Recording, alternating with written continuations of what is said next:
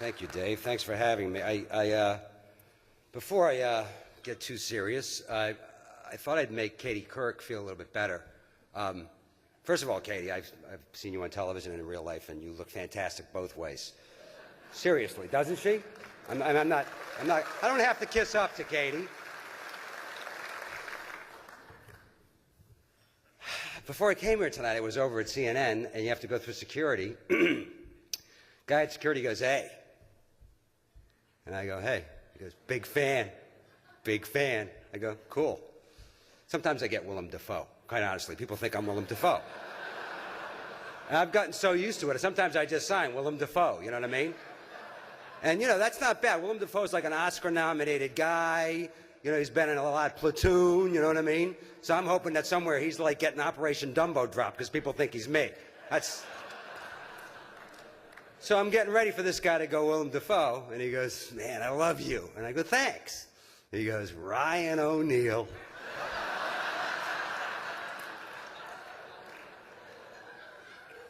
Ryan? He's older than Robert De Niro, ladies and gentlemen. I mean, Tatum O'Neal I would have took easier than Ryan f***ing O'Neal.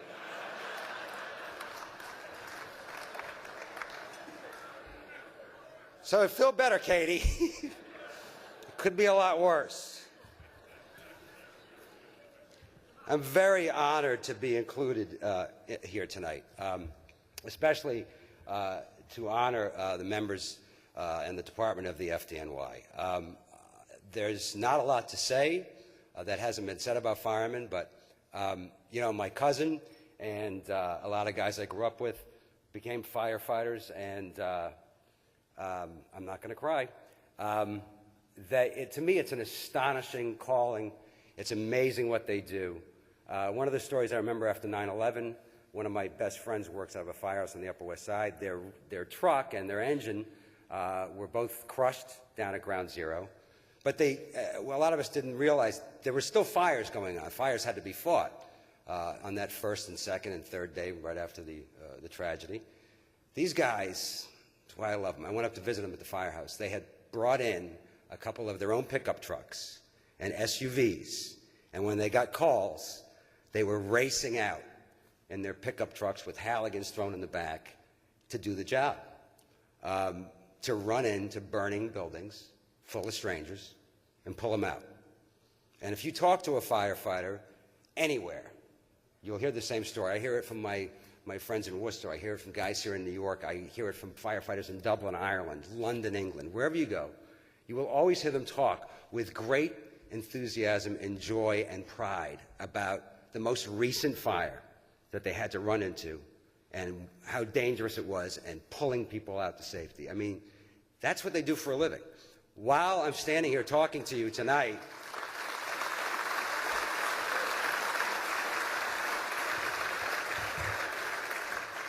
as we're talking and having this event tonight, firefighters in New York City, all over North America, all over the world, are saving people's lives. Sometimes we get to read about it because they do an amazing job, and sometimes we get to read about it because things go wrong. But the truth is they're doing an amazing job. Things are going wrong all the time, and they're dealing with it.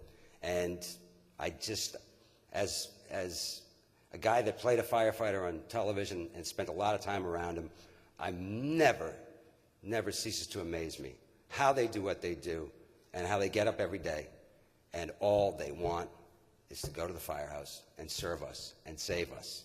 It's amazing. It's astonishing. It really is.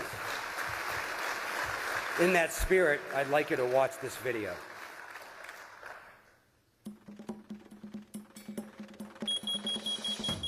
Get out! Get out! Get the baby! Engine. Ladder. We are the New York City Fire Department, the best firefighting force in the world. When the alarm sounds, we rush to the rescue. When someone gets hurt anywhere in the city, we are on the scene. When disaster strikes, we strike back. Last year, the men and women of the FDNY were busier than ever, responding to over 1.5 million calls. A lot goes into making this the best fire department in the world. Keeping the 8 million residents of this city safe is a job we are ready to do 365 days a year. The FDNY is fortunate to have the dedicated members of the FDNY Foundation to step in, fill budget gaps, and provide much-needed support in our life-saving mission. In a city this size, literally anything can happen. A severe storm, a high-rise fire, another terrorist attack. Whatever it is, the men and women of the FDNY will be at the forefront, fighting back and saving lives. That's why we need to have the best training and the best equipment to meet the many public safety challenges our members face. Your support tonight of the FDNY Foundation helps FDNY members and their life-saving work by providing training and fitness equipment necessary to enhance members' health and safety. Just one of the great initiatives run by the FDNY Foundation. It is your generosity that allows the Foundation to do such great work for the FDNY and New York City. Thanks to your help, we will continue to make this city safer day by day. Please continue your generous support.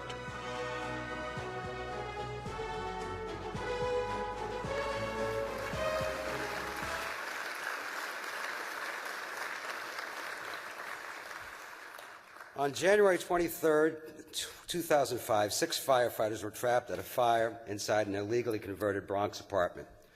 All 6 firefighters were forced to jump from a 4th-story window. 2 of those men were killed. Later that same day, another firefighter was killed at a fire in Brooklyn. One of the worst days in the department's history, it has come to be known as Black Sunday. One of those 4 firefighters who were forced to jump from that Bronx building is Brendan Cawley. A probie at the time, Brendan suffered multiple fractures and a brain hemorrhage and spent the next year in physical therapy. Brendan already knew about sacrifice and the incredibly dangerous job that FDNY and firefighters have before them before Black Sunday because his brother, firefighter Michael Cawley, was killed on September 11th. But still, he was determined to return to the job, and 34 months later, he was back at Ladder 27. Besides the many months of agonizing physical therapy, Brendan spent 8 months training at the academy and rebuilding the strength needed to be a firefighter and fitness unit that your IICF grant is going to support. To be certain, this is not your average workout. At one point, firefighter Cawley tested himself by running up a 4-story building 10 times in full gear. That's over 100 pounds. Yeah. And while recovering and working his way back to full duty, he helped instructors train new firefighters. Brendan knows the need for training and physical fitness for all FDNY members. Please join me in welcoming firefighter Brendan Cawley.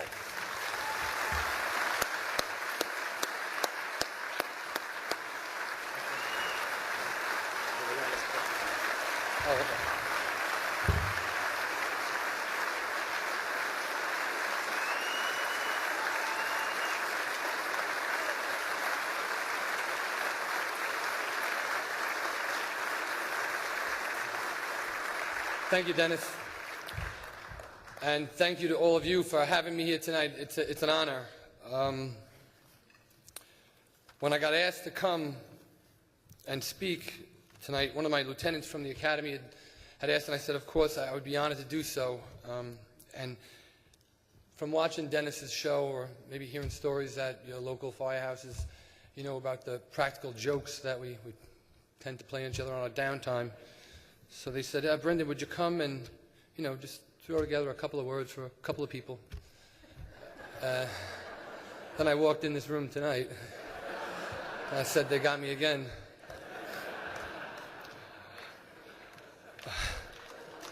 But, thank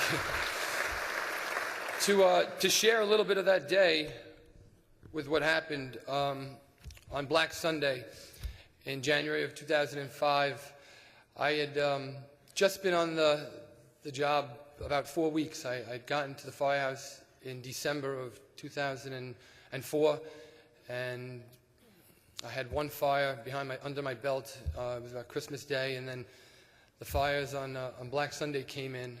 And people may say all too often that when firemen go to work, they often say that you know, we were just doing our job, But up there that day, really, we were just doing our job. It's what we're trained for. And I was surrounded by 5 other very experienced firemen. And I was in the building with the training that I had gotten from the academy. And and things went wrong. And that's when I guess it sort of went from just doing our jobs to really we were forced to windows, and it was natural instinct. People often say, oh, you're a hero, you're this, you're that, and I always think, it's just natural instinct. And I would hate to compare what people on September 11th were thinking or doing, but I have a feeling that maybe I went through something slightly similar, because when I was at that window that day, it got to a point where the heat made me think that my face was just melting right off my head, and there was nothing else I was going to do but to go out that window. So it was just my natural instinct, and following my boss and Gene, who was also with me at that window. We had no other option. And I was very, very fortunate to have survived with the least amount of injuries. Kurt and my friend John were killed that day, and my friend Gene, who went out the window right behind me, he actually is he was internally decapitated, and he had to have his neck and his spine fused back together. And Joey and Jeff also went through severe problems, and were all forced to retire. But I had 3 things to do after I fell.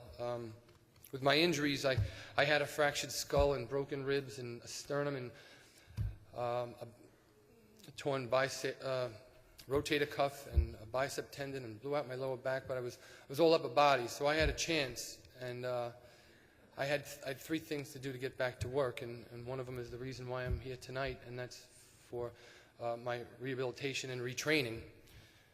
Number 2 was to convince the doctors that I was seeing, and number 3 was to convince my mom.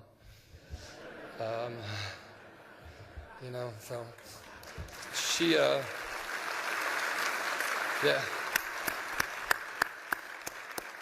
Like Dennis had said, she had already lost a son on September 11th, and then 4 weeks into my career as a fireman, that happened. So it took more than flowers and Hallmark cards on Mother's Day, and to convince her, but she let me do it. Back to my rehab, I was out of work for 3 years in rehab and then into retraining down at the fire academy. So I really got to know the importance of what having that physical fitness and the ability to do our jobs, first of all from the fire that day, and then just to get back to work.